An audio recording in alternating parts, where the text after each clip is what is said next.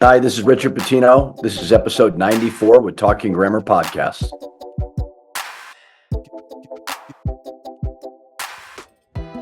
All right, well, you heard the man. It is episode 94 now of the Talking Grammar Podcast. I am Jeff Grammer with the Albuquerque Journal, and this is the Talking Grammar Podcast.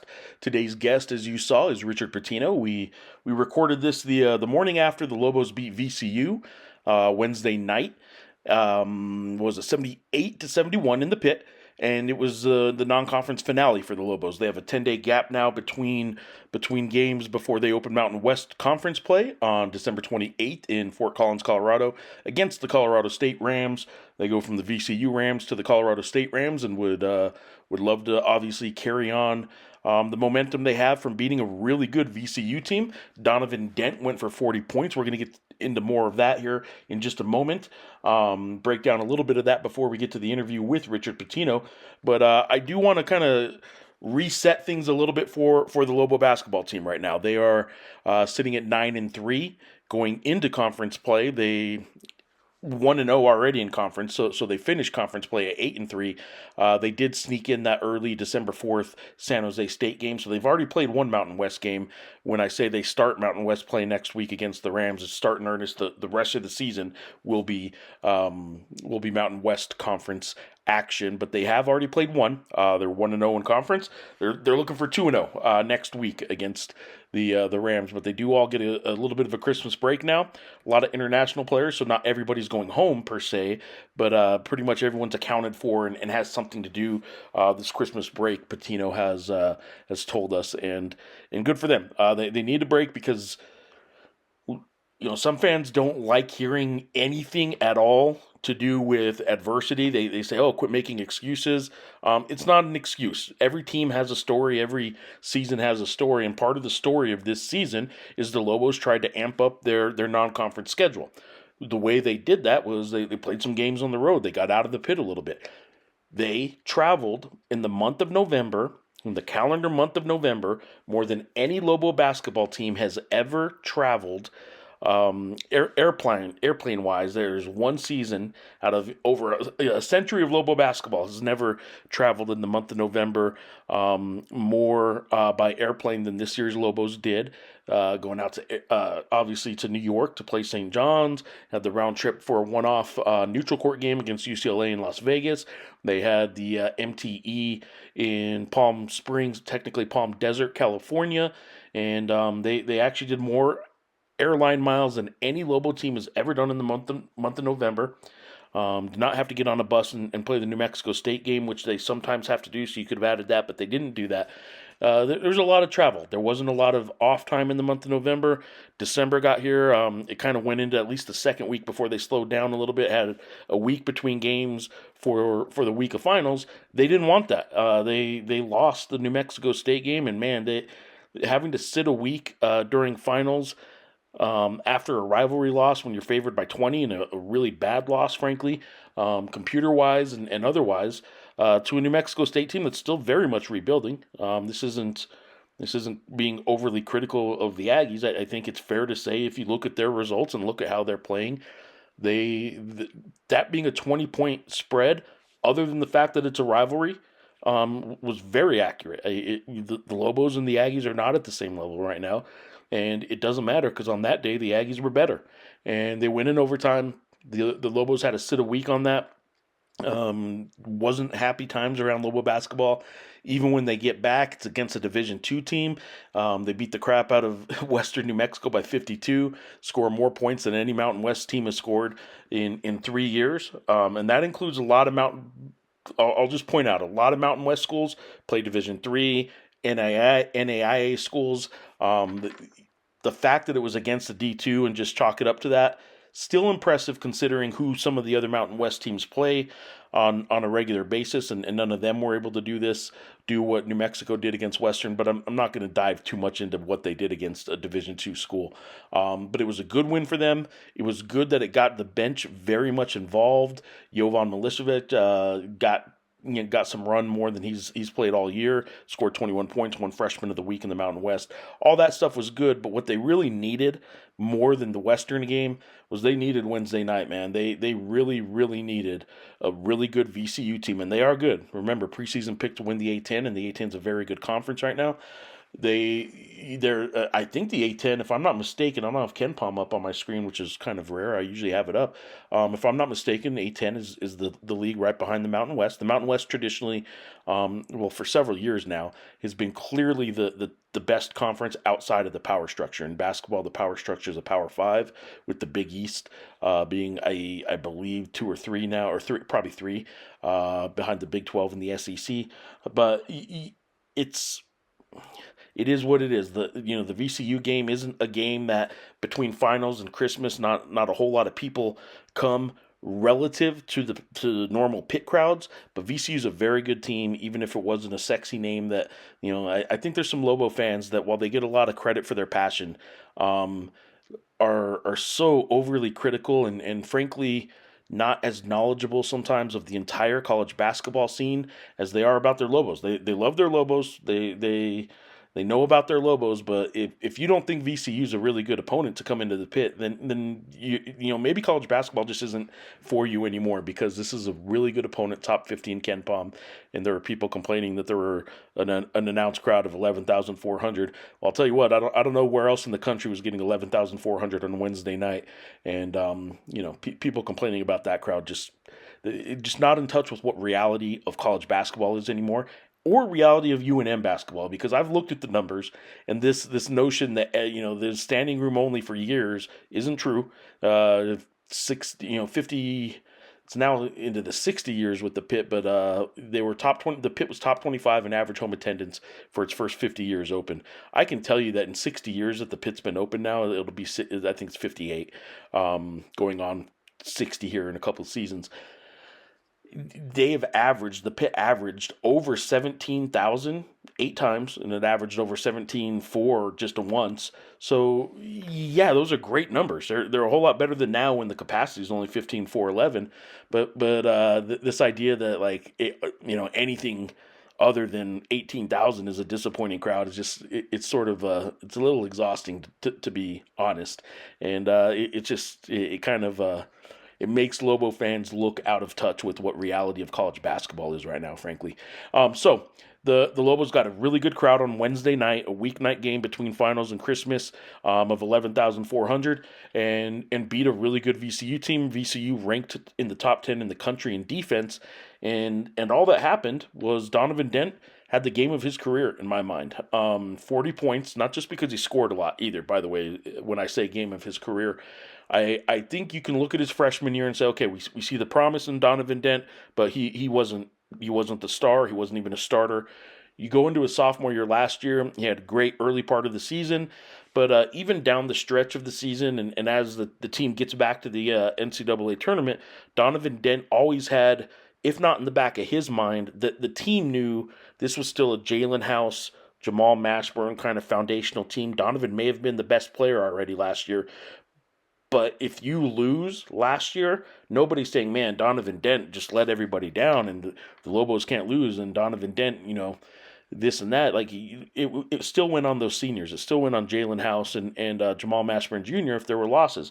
This year, it's on Donovan Dent, right? He's the guy that you look to and the team needs to carry to victory sometimes if you play a really good team. Well, he played really well much of this season.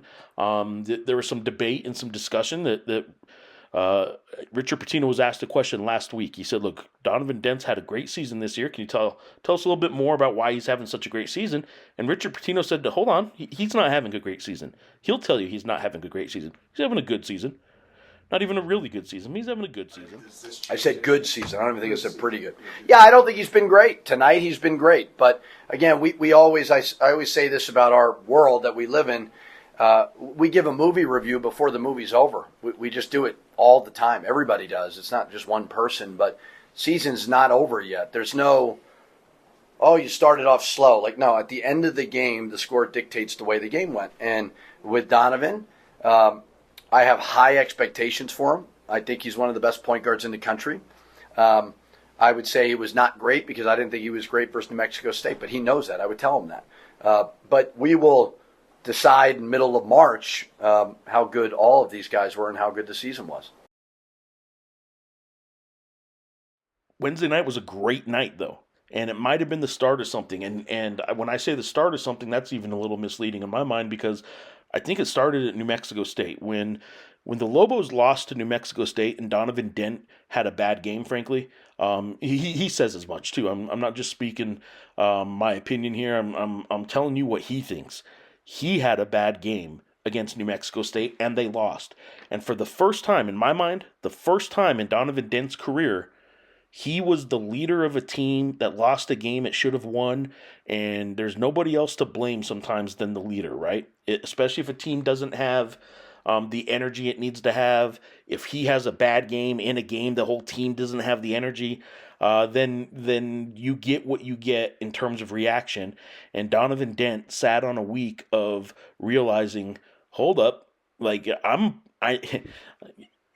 again, now I am speaking for Don, but I know I'm good, but I get there's a next level to being a really good college basketball player where you carry the team, and if you want the identity of this team to be, who you are as the point guard and as the star, like Donovan took that on his shoulders. He didn't run from it that whole week, according to the coaches, and Pitino talks about it a little bit, but talking to the other guys around the team, like Donovan didn't run from it. He is a casual, calm. In fact, that's one of his attributes as a point guard is just calm everything down. Jalen House was a mile a minute kind of point guard, and Donovan Dent's cool, calm, and collected, sets people up, helps people out, makes them all look better. That is one of his attributes, and sometimes maybe that gets in the way of him being fiery when he needs to be. And I think he sat on that New Mexico State game and realized, like, look, I got to get better, and he. Not that this made him better, but when we're playing mind games sometimes, started wearing a long sleeve shirt against Western. The Lobos beat him by 52. He's like, I'm going to wear the long sleeve shirt again against VCU. And when I tell you against VCU, he had a good game. Not only did he have a good game and became, I think, the 18th, either the 16th or the 18th, I can't remember off the top of my head, but I think he was the 18th player in Lobo history to have a 40-point game. The last two being Jalen House in February of 2022. He had 42 points at Air Force. The one before that, the last Lobo to have 40 in the pit was Elijah Brown at 41 against Fresno State in 2016. What I will tell you about both of those opponents and why Donovan's game against VCU was even more impressive, while those two were conference games and deserve some credit for that, what I'm going to point out is VCU came into this game Wednesday ranked number 7 in the country out of 364 Division I teams. They ranked 7th in defense in KenPom.com. They had not allowed, not only did they not allowed a 40-point game this season, they allowed one 22-point game in overtime to a team. They had not allowed 20 points in regulation all season to a player. And Donovan comes in and does it for 40, goes on 40 for him, scored 51.3%, so over half of the Lobos' points, and did it against the number 7 ranked defense. So while Jalen House at Air Force had 42, had 2 more points, it was only 46% of the team's points, and that was against an Air Force team that ended that season ranked 208th in defense. If you want to look at Elijah Brown, the last Lobo to go for 40 in the pit in 2016 against Fresno State, he scored 50% of his team's points, right at 50%. He had 41 of their 82 that game. So a little bit lower percentage-wise of his team's points, but pretty close to Donovan. But that was against the Fresno State team that was actually pretty good defensively that year, but ranked 99th out of 351 Division I teams that year. So for Donovan Dent to go for 40, score more than half of his team's points in a game against the number 7 ranked defense in the country, it was phenomenal. And he did it in a way, I'm going to start rolling some highlights here of just that I took off social media. I could have broke down a whole highlight film off of the Mountain West Network stream, but I'm just going to take the three posts that UNM basketball posted on their social media accounts and show you, like, you can see Donovan Dent flourishing off the pick and roll. And Nelly Jr. Joseph, by the way, is a fantastic big man in the pick and roll. But man, you didn't need the roll. You didn't need the pick and pop. You didn't need the pop part of it. You didn't need the roll part of it. Every time Nelly would set a screen, Donovan would crash the lane with such aggressiveness and such just confidence and like he was trying to prove a point about something, and he just dominated VCU. Just really just flying down the lane off that high pick and roll. They were seeing middle ball screens too. A lot of it looked high to me, but regardless, a lot of pick and roll action right at the top of the screen, and it just seems like over and over and over again, Donnie was just doing that, and he went 10 for 11 at the free throw line. He's traditionally not been a great free throw shooter. He went 2 for 4 from the 3-point line. He is a guy that averages 0.3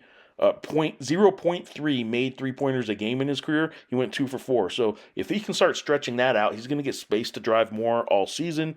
The chemistry he and Nelly have on that pick and roll is as good as it was in my mind. It was as good as it was last year with JT Toppin and Donnie. The difference is, in my mind, the reason it looks different is the chemistry last year was Donnie making JT look really good off that pick and roll. It would be a pick for JT, and then he'd start crashing to the lane, and Donnie would find him so often and so regularly that everyone said, look at the chemistry they have. And it was tremendous, especially for a freshman, to have the pick and roll chemistry that Donnie and JT Toppin had last season. What Nelly Jr. Joseph is doing to set Donnie up now to read that pick and roll and do so many things. He knows where every player on the court is off that screen, if they go under, if they're hedging, whatever they're doing. The way Donnie is playing off that pick and roll and off of a good legal screen by Nelly Jr. Joseph. Atiki doesn't always give the legal screen. A lot of big men around the country still move a little too much, and that's why the feet on Nelly Jr. Joseph, it's one of his assets. People ask me why I'm so high on him and why he's the starter. Why doesn't Atiki get more minutes and stuff like that? It's stuff like this. Nelly Jr. Joseph and that pick and roll, and Donnie being the best point guard I've ever seen with the pick and roll, certainly that I've ever covered.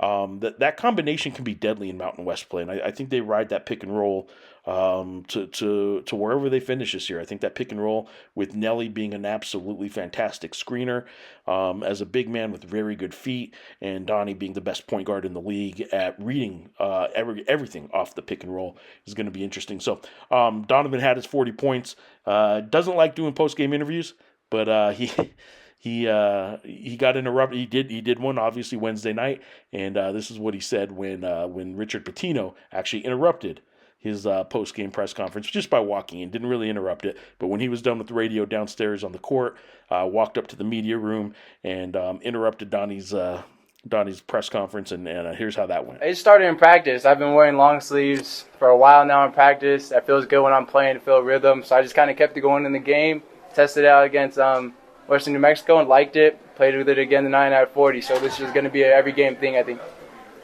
How are you going to walk into my interview? No, we got one last one, Donovan. All right, that's it. Hey, I don't appreciate you walking into my interview. All right, there you go. And I also want to just kind of echo what Richard Pitino said about Donovan, is that the week off, the way he tackled and embraced the New Mexico State loss was telling. That Donovan Dent sort of, it's only been one game, so we don't know this for sure. But as much as you can know after one game, 2 games technically, Western New Mexico and then VCU, as much as you can tell off of what has happened since New Mexico State, it looks like Donovan Dent handled it not only well but tremendously. And if Donovan Dent took a next step in some regard in terms of leadership and ownership and accountability and just he was already a fantastic player. But if he's going to take this attitude, sort of a chip on the shoulder mentality, lack of a better term, sort of an FU mentality to critics and to people who say he can't shoot the three, to a defense that says, why don't you try and do this pick and roll on us? We're too good defensively. Even when they were double teaming him late in that game, Donnie just said, give me the ball. I don't care what you guys are doing. You can't stop me. And it was the first time I saw Donnie play with that much confidence. And this is a guy that plays with a ton of confidence. So good for him. We'll see what it leads to, though, right? Mountain West certainly knows Donovan Dent. He's not sneaking up on anybody. So a lot of defensive game plans already are designed to stop Donovan Dent. Let's go. Let's move on. From that game, the Lobos now are 1-0 in Mountain West play, and they're starting Mountain West play after the Christmas break. And that's what I talked to Richard Pitino about primarily. Talked about a lot of different things. It was the morning after the VCU game, so we had just talked about a lot of that VCU stuff. So this is a little bit more big picture. We do kind of talk each unit on the team, a lot of the players, and just kind of see where they are midway through the game, where he's at mentally and confidence-wise in this team. And we'll go from there and kind of see what Richard Pitino has to say about where his team is at the midway point going into conference play. And I hope you enjoyed this conversation I had with Richard Pitino, the fourth-year head coach of the UNM Lobos.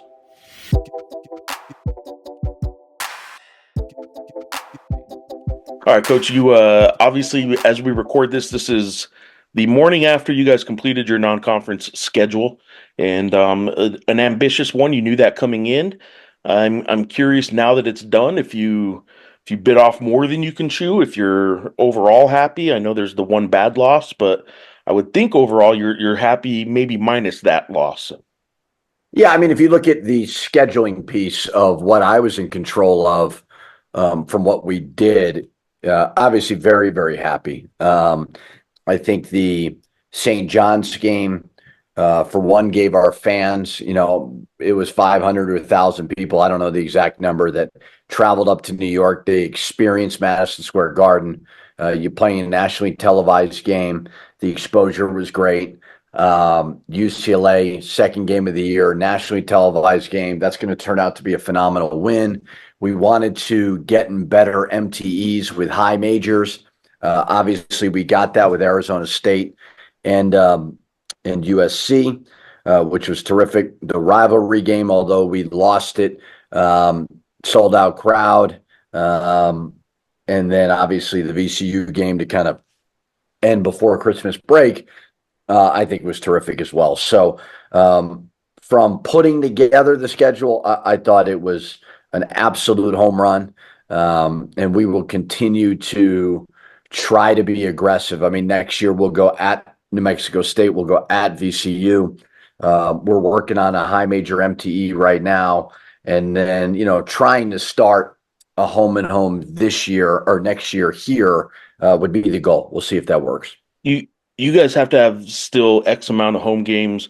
VCU's an opponent that they can't get a whole lot of home games either. And in this world of all the high majors, basically the power conferences, I shouldn't say high majors, the power conferences basically having all these neutral site games, it just doesn't work out where VCU and New Mexico's play each other a whole lot. But I would think it has to start happening maybe a little more. Yeah, I think if you look at it, where are we going to get our home and homes? Well, it used to be, I think, the Pac-12, because majority of their conference wasn't giving them a lot of quality wins. Yeah. They would be open to doing something like this. I don't see it anymore. I just don't, because every single one of their games in conference are going to be like quad ones and quad twos. So they don't see the value anymore of doing that. We're going to try very, very hard all the time. Maybe it's 2-for-1s. I don't know. We'll have to look at it, but I think we're going to have to look really hard at the Atlantic 10, maybe the AAC, maybe the WCC, depending on what that looks like, looking at the top of those leagues.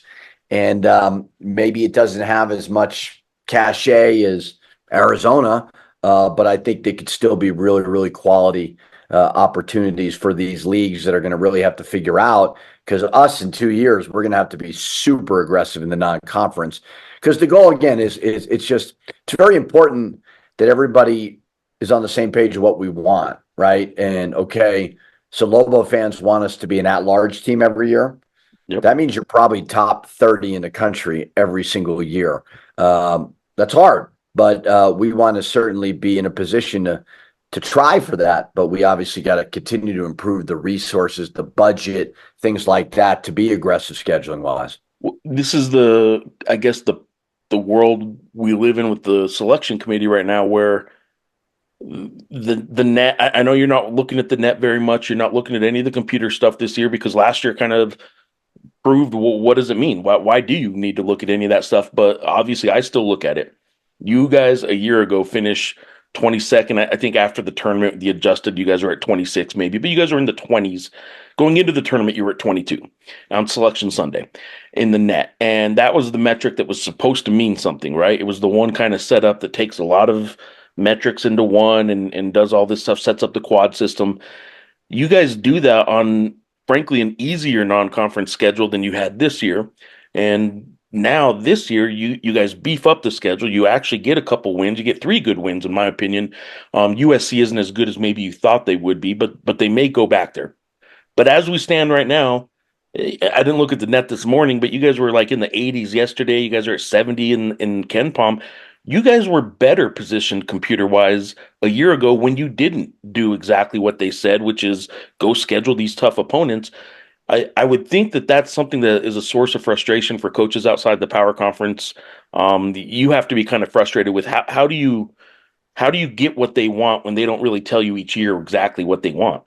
Yeah, I would say one, I'm not frustrated right now because Still playing out.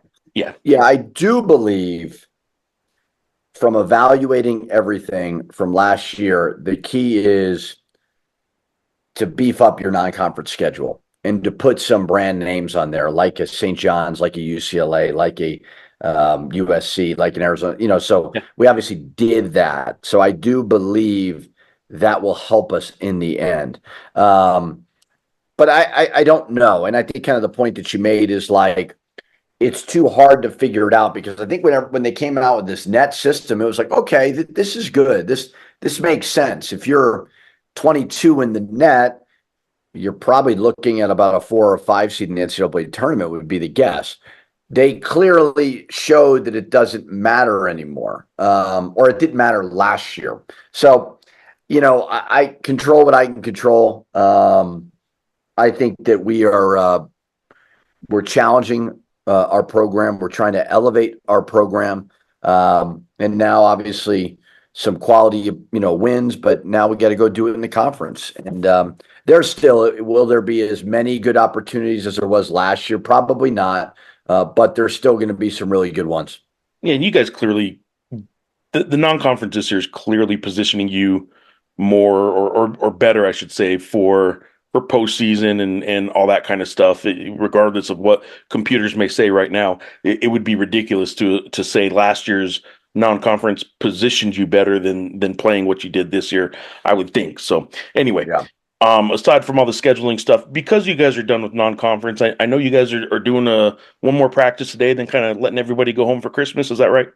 Yeah, we're going to have a workout here in about an hour and then watch film. Guys are lifting right now. The high minute guys, I think it was Donovan, Mustafa, Nelly, and Phillip. They'll just shoot free throws. The rest of them will get a good hard, hour workout. Everybody will leave this afternoon, and then we'll bring everybody back on Christmas. We'll have an afternoon practice. Then they'll come to my house for dinner, and we will turn the page. I did. I asked Donovan last night about his 3-point shooting, and then he was 10 of 11 at the free throw line. He was 2 for 4 at 3. For the guy who's one big knock on him is that he can't shoot, especially from the outside, and his free throw shooting he hasn't ever shot above 70% in college. He did both of those really well, and I will say this, he said, the 3-point shooting is because you have the utmost confidence in him. He gave you some credit there, and he said so he has confidence in himself. And then on the free throw shooting, he said, I have to give Coach P some credit because basically you make him shoot 100 free throws on game day now, just to kind of get him into a rhythm before the game a little bit. And I guess he wasn't doing that before, but he gave you credit for both his 3-point shooting confidence and then the rhythm he feels free throw shooting wise on game day. So I guess you do coach a little bit, huh? Well, yeah, Donovan's a unique one because I love Donovan. Great person, really a good, one of my favorites. You got to get him going a little bit. He's got I don't want to say a laziness to him because he's willing, but you got to pull it out of him every single day. And it was funny, like we make them shoot 100 free throws. every game day, and him and Nelly were like fighting us on it for some reason. And I'm like, you both are shooting in the 60s. Like, you don't have a leg to stand on. So they're not like defiant by any means. They just kind of want to go back at you a little bit. Most of it's lighthearted, but Donovan is a guy, we've got to be really, really hard on him, with the right way, obviously, respectfully, because in the middle of the season, he plays a lot of minutes and he wants to rest a little bit at times. Yeah. But I think his approach really, really helped him for that game last night. I also think the 3-point shooting part, he can shoot. He doesn't want to shoot a high volume to shoot a low percentage. It's just as bad as not shooting them. Honestly, it really is. My goal for Donovan, obviously, and we know we could talk for hours about the landscape and how it's changed, but I would love for him to obviously finish out this year, do kind of what Jalen House did of, test the draft and the workouts and all that and get that feedback to see where you're at. And then if you're not ready to go, you come back and you really finish this the right way, much like Jalen House did. And I think that's all feasible. I really do. And he'll figure it out. They're all free agents, but he's got to show that he can shoot more threes. Not that he's a 47% shooter. Like, if you're open, confidently shoot it. Yeah, I mean, I think the mindset is sort of maybe what they see more with him, right? Like you said, if he only shoots 2 or shoots 4 a game and he hits 2 of them, that's one thing. But if they're all 4 open shots, I mean, I think the NBA would rather probably see him shoot 7 or 8, even if some of them are somewhat contested, just because it shows a different mindset, maybe.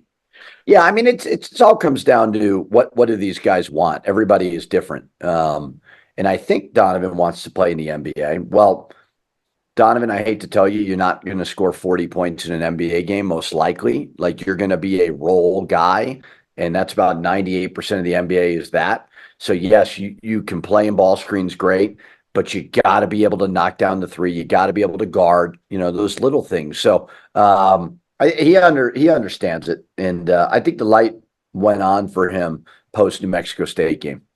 I do want to ask a little bit more about some players, but because this is Christmas time, and I was going to head down that path first. You let the guys go home. You were asked. I'll give Will a hard time about this, but he'd kind of asked you if you would rather keep them here for Christmas because they just won, and you kind of had that look right there of no, like when you win, you go enjoy it.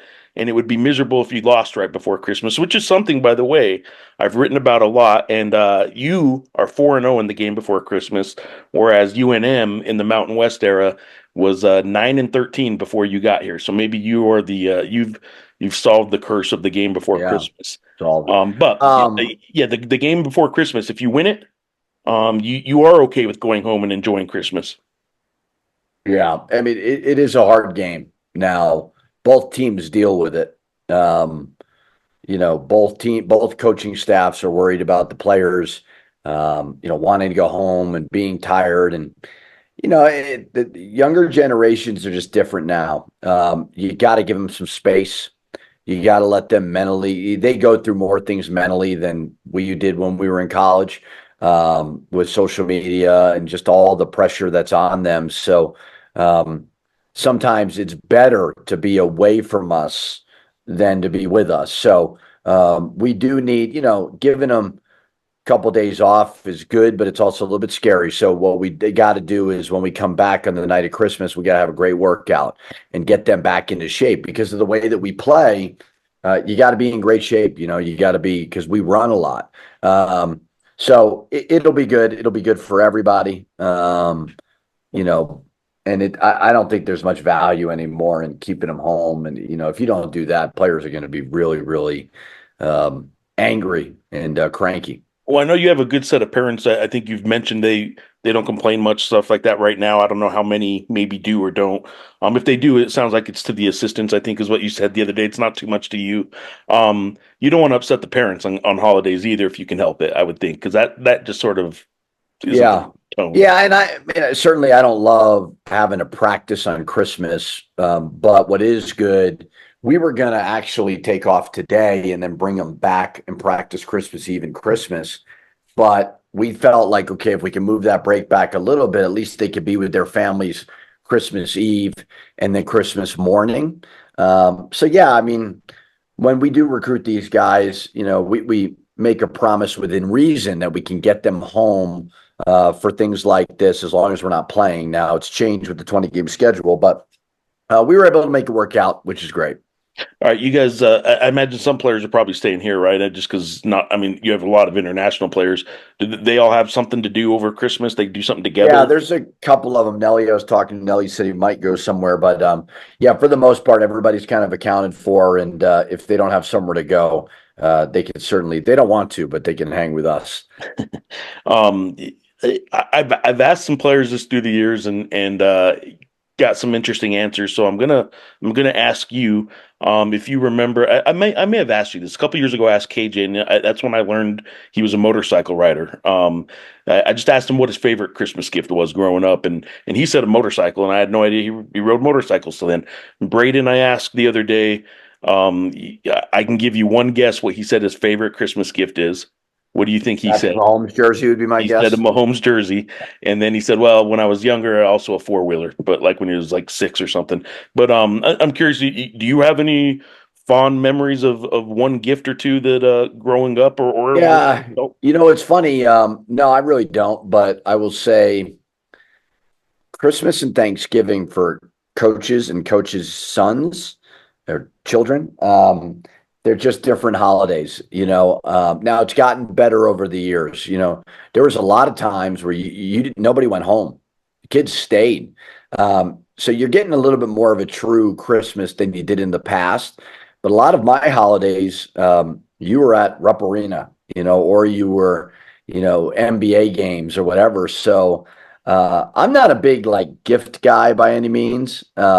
For me, I tell my staff and everybody, don't give me a gift. I can buy my own wine. You don't need to buy me anything. But no, I mean, there's been some good family get-togethers and stuff. I mean, that's probably the hardest part about living out west away from everybody is you can't shoot over, to my parents, or whatever and spend some time together. But other than that, no, just some good dinners and things like that. But there's been some bad gifts that I always make fun of my dad about. But other than that, no, a lot of great gifts. Very fortunate. I think you were on with Goodman and Douster. You said, was it a birthday gift maybe about like your dad gave you some sort of recently this year he got me this very puffy vest that was khaki with matching khaki sweatpants, and I'm like, when do you? So I won't give it to you, but we have a picture of me in it making a funny face that we send every now and then to remind him of how crappy the gift was. So he actually called me the day and said, "What do you want for Christmas?" I said, "Nothing. Please don't get me anything. Just buy my kids something." You got you the Yankee game, right? I mean, I imagine you probably, you're the one who had to fly out there and all that stuff. So, but and he had the seat anyway. Or were those season tickets? He has season tickets. Yeah. So those are his season tickets, which are amazing. He actually bought 2 more. So he's got 4. And I'm definitely trying to figure out a time I could bring Jack there. That'd be a lot of fun. That'd be pretty cool. Yeah. You mentioned Jack. I will ask something about Jack that I didn't ask the other day when we were talking about kids and playing and this and that. For Jack Pitino and Deacon, frankly, being these well-known ball boys of Lobo basketball, ball boy lore, and all these famous coaches' sons have come through there and done this through the years. Frashilla's son did it, and Jeremy Chiat did it. I don't see Jack out there actually wiping the floor anymore or doing anything other than shooting at timeouts and halftime. And now there's managers that go out there and wipe the floor. What does Jack actually do anymore? Is he kind of their boss and telling them to go do it? Is that what's going on? I think he just taunts the refs. He's behind. Yeah.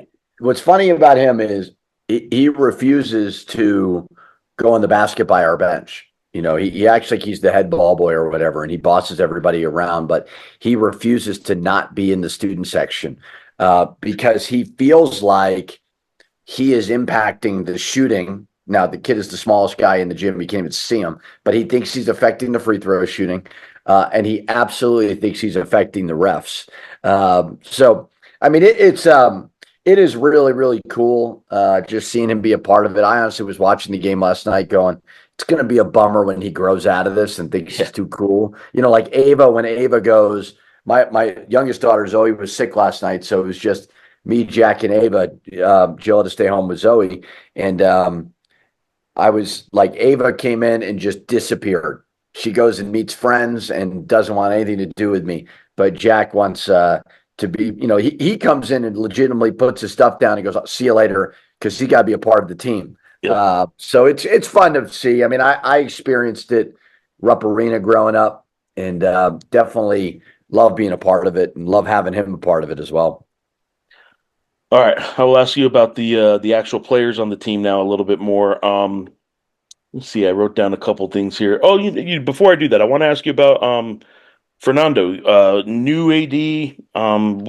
Initial impression. I know you maybe had at least a meeting or a little bit of an impression of him before he started, but 3 weeks on the job, we can judge him now. So what do you think in 3 weeks? Yeah, I mean, obviously, when you have to dive into a football search, it's hard just for everybody. You don't want to bother him. I think he's trying to, timing is different for administrators because they all kind of take their vacations in December, like after the football season. So I think he's trying to get a lay of the land. I think it's great for him to see New Mexico State crowd even last night. And I know I've seen you kind of defend it on Twitter. You get 11,480 and everybody thinks that's a bad crowd. And I'm like, guys, I don't get it. You don't understand. Yeah. That's probably one of the best crowds in college basketball last night for the holidays.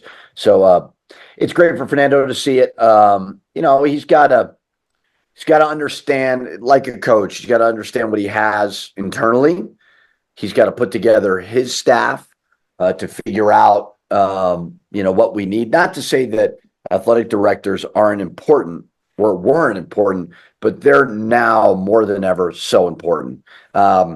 We know we have a budget revenue issue here, and he knows that. And I think he's really, really talented. I think he's what I do know, he's a very good person. And I think his values are great. I think he's going to represent this university, the state, the fan base with the utmost integrity. He's never going to embarrass them. But I think he understands, too, we got a lot of work to do, just with everything. I think when we turn on a Lobo basketball game, we think, not that we've arrived, but that there isn't a lot of work behind the scenes. Everything's fine. So much work to be done. For all of us, to improve. I think it was sobering for everybody to be left. I think it's insanely stupid that all these Mountain West teams left to go form this, whatever this is. And now there's lawsuits. Yeah, now there's lawsuits and all that. But I think it was an eye opener of we got to pick it up here. We don't want to. The haves right now are really going to start to separate themselves, and we have to figure out, as a whole athletic department, what do we want to be? And now with rev sharing and all that, like Fernando's going to have a lot of decisions to make of where he's going to truly invest moving forward. Well, I did tell Fernando last night that last night was a good win for him because his first week on the job, he had San Jose State, New Mexico State. And it wasn't lost on me that those weren't two very good games that he was the AD for. So I don't remember losing to San Jose State, Jeff. No, but it wasn't a very good game, though. The performance wasn't great. All right. Yeah. He was in the student section last night, which was cool. He's doing, the right things, I guess. Yeah, he's impressive. He's, he's just got it's like anything else. Not to bring up Minnesota like negatively, but and I made some mistakes for sure in 8 years, but it's no surprise that I've won 48 games in 2 years here. And a lot of that is the support that I get. Fernando, whether it's from the state, boosters, campus, he will only be as good as the support that he gets, just like Coach Eck, myself, Bradbury, whoever, we're only as good as the support that we get. All right, Coach Eck is a guy that did his introduction last night, and I know you're in a timeout and you're not really paying attention, but he got a good ovation. He was doing just an old school kind of football pep talk sort of thing to the crowd. So he worked the crowd well. Obviously, his personality is precedes him a little bit. I think a lot of people kind of said, "Oh, you're going to love him. He has a great personality," and so far so good with that. What have you? I know you haven't talked to him a whole lot, but what do you know about Coach Eck so far, and what is the potential of a basketball coach and a football coach, having that good relationship that I think you had with Bronco, right, and Danny, frankly. Yeah, no, I've had great relationships with all of them. They're all different and unique. Bronco is very unique personality wise. Yeah. Not bad by any means, but really, really unique and very interesting. I enjoyed getting to know him. Danny, Sandra, a great family. Really liked them a lot as well. And Coach Eck, I reached out to him when he got the job. Took him about a day or so to respond just because of a million different texts. He actually came to our shoot around yesterday, and he's a regular guy like me. I know I'm Rick Pitino's son, so people think I'm something that I'm different than I actually am. I think I'm right. Yeah. But I pride myself in being a normal guy who doesn't take himself way too seriously, because there are a lot of coaches in our profession who think they've invented the game and they're geniuses. So he came down. We've spoken a couple times, reached out to his wife, had Jill reach out to his wife. I mean, the biggest thing I'm trying to help Fernando and Coach Eck is like helping them get acclimated, because a lot of you New Mexicans are from here, right? So there's not a lot of outsiders. We're pretty protective of New Mexico too. Yeah, I mean, it's just not a transient community like a lot of other places. So it's very like getting acquainted in this community. It was a little bit harder than others because there's people who will defend the Valley over anything else in the world, right? Then there's people who will defend the Heights. There's people who will defend, whatever, or Rio Rancho. So it's not as teed up as maybe some other places. And the schools are just all different. So reached out to them and obviously want to help them as best I can so that they can be comfortable, their families are good, so that they can go perform at a high level. There are some weird little things that us New Mexicans get pretty mad about too. And I told Fernando when I interviewed him when he got the job, I said, it sounds silly. You can go ask Del Conte about it if you want, ask whoever you want. Just don't spell chili wrong. Put the E at the end of chili because people will get mad. And he's like, chili? I said, yeah, don't put the I at the end of chili. Just that'll be my only piece of advice for you.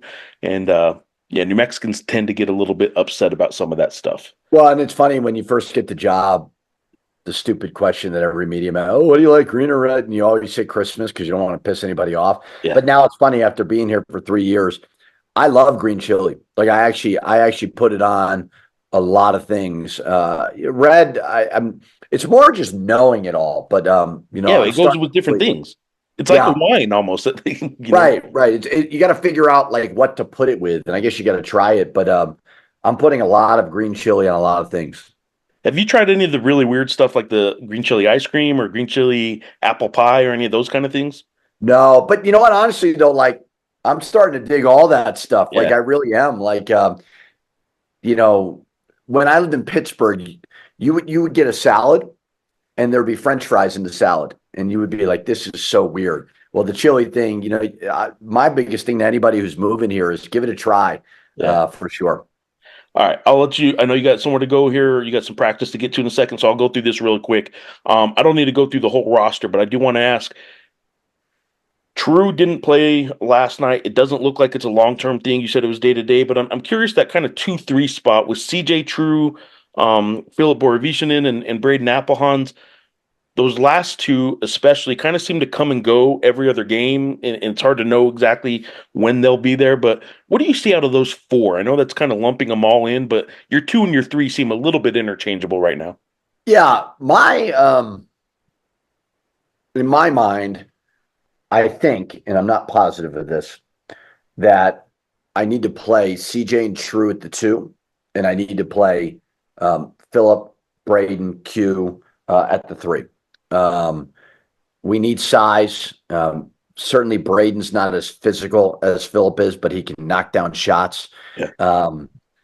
CJ does a lot of intangibles. He's just not making shots right now, but I really believe he will. I think it's very similar to Mustafa in a lot of ways last year. Now, Mustafa's not shooting the ball well either. But I think that CJ, as he just continues to get more acclimated, I really believe that that percentage will go up drastically.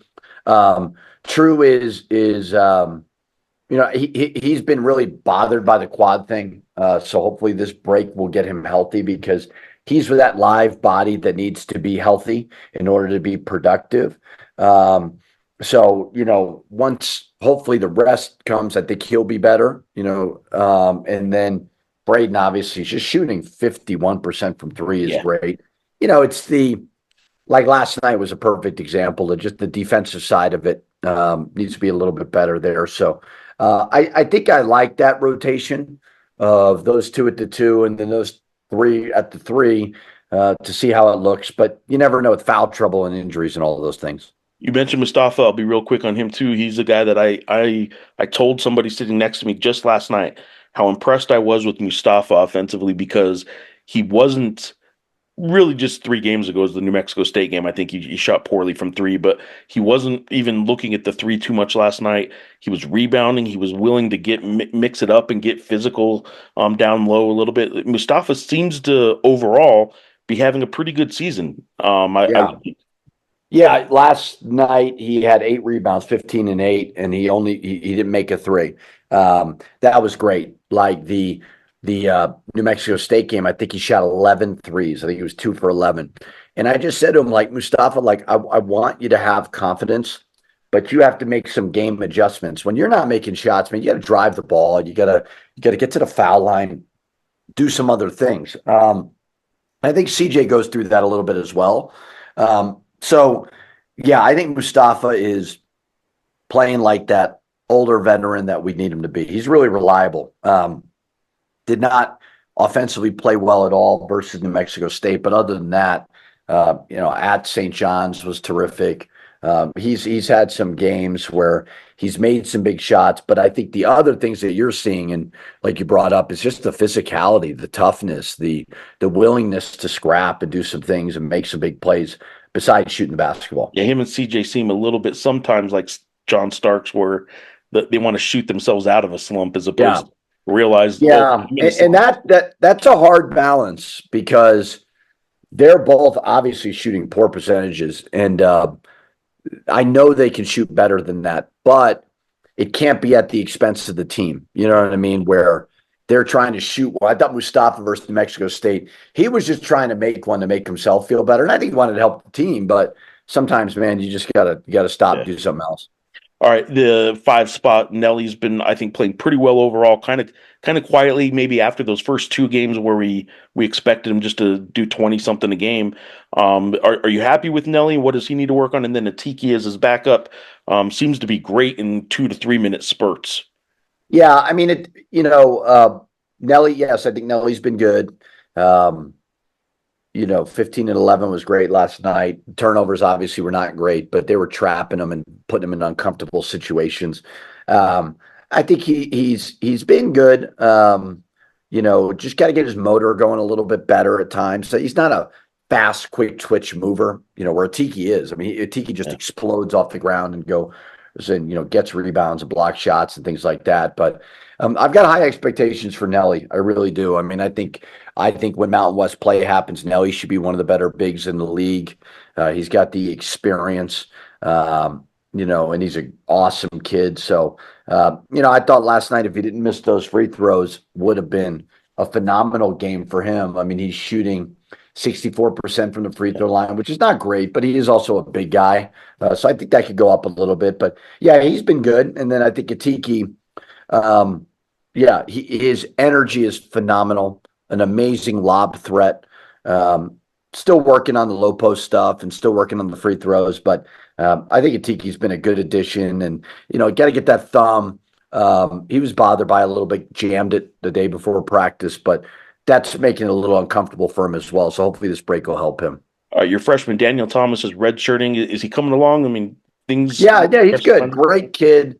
Works hard. One of the, he's friends with everybody on the team. People love being around him. Like he's got a way more outgoing personality than you probably think just because he's young and redshirting. But like his upside a lot, and his attitude is amazing on a daily basis. Jovan and Cade kind of broke their way into the rotation. Cade maybe not so much. You probably expected that just because of the point guard position. There wasn't a whole lot on the roster. But Jovan's made sure to kind of force you to play him a little bit. And you're playing, you're what, 11 deep?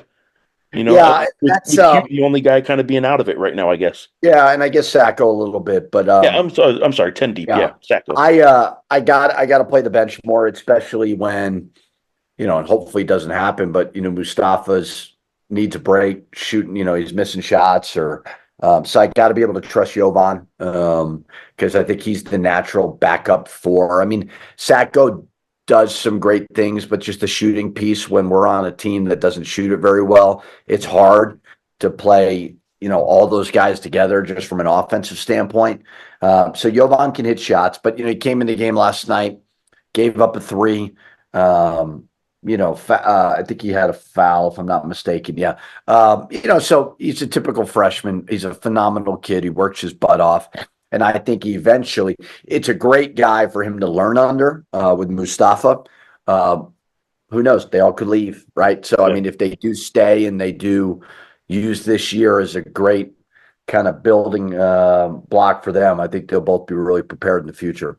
All right, you guys got Mountain West play ahead, and that'll be it. And you guys are doing pretty good so far, I would say, even from my grumpy sports writer position. You want to tell us what you got? Any of the kids or Jill or anybody for Christmas?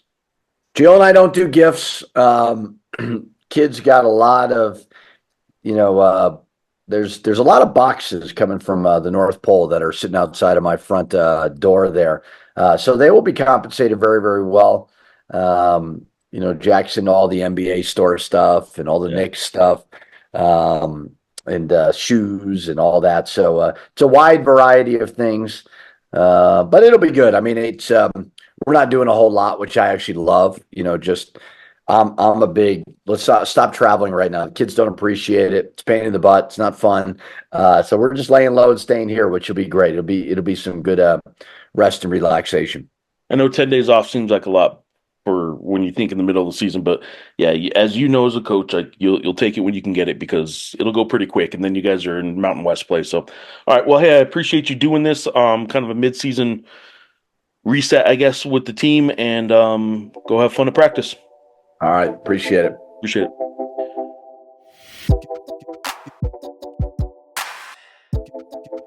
All right, there you go. This is my conversation with Richard Pitino. Hope you enjoyed that. Hope you enjoy all these podcasts. I will. As you guys know, they're sporadic. They come and go. Let's hope they keep coming for a little while. And it's all I'll say on that is let's just hope these podcasts keep coming for a little while. And if you don't know, we're also doing a pregame show pretty much every game now. I'm doing something where I kind of set up that night's show. It is live on X. It is also on the YouTube channel of the Albuquerque Journal live. And I do that about an hour, either somewhere between an hour and 15 minutes to an hour before every game. If it's a 7 o'clock game, I'm usually on by 6, maybe 5:45, depending on if I have a guest that has to do it beforehand. And I talk for about 30 or 40 minutes about that night's game, try and have a guest on every show. Still doing a weekly show when we can, as best we can, with football writer at the Journal, Sean Ryder, who's had a lot to cover, man. The new football coach, Jason Eck. I've been covering the new athletic director, Fernando Lobo, and look, just a lot going on with UNM athletics. And right now, it's sort of we'll see, settle down for most everything, but basketball ramps up right now, right? Conference play starting for the men's and women's teams, and here we go, right? It's we'll see if this Lobo team that was picked second in the preseason is going to be that good. And I still think they've shown pieces that make you realize they can still be very good, but I wouldn't say they've totally meshed yet either. Two of their best performances all year were against UCLA and VCU, two teams that are still, even after the New Mexico game, VCU's defense is still ranked top 10 in the country out of 364 defensive or Division I teams rather. They dropped to 9th from 7th to 9th after playing the Lobos, and UCLA's 4th in the country. So the two of the best games the Lobos had this year are against two top 10 defenses nationally, and that's why I think the Lobos when needed. Certainly matchups make the fight, right?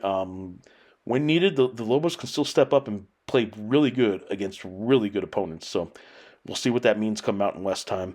And again, hope you enjoyed this conversation today with Richard Pitino. Hope you guys are enjoying some of these pregame live videos that I've been trying to do and some of the weekly shows that Sean and I have been doing. Let me know what you think. abqjournal.com is where you can follow all our coverage. /sports will get you there a step quicker to the sports content. And you can let me know, ggrammer, abqjournal.com. Get me on social media anytime you want. It's at Jeff Grammer on both X and now Blue Sky as well. And let me know what you think. And hopefully you're enjoying all of it. Certainly enjoying the fact that you guys are still watching and covering and following along with all this stuff. Very appreciative of you. Hope you guys all have a happy holidays. And until next time, thanks for watching.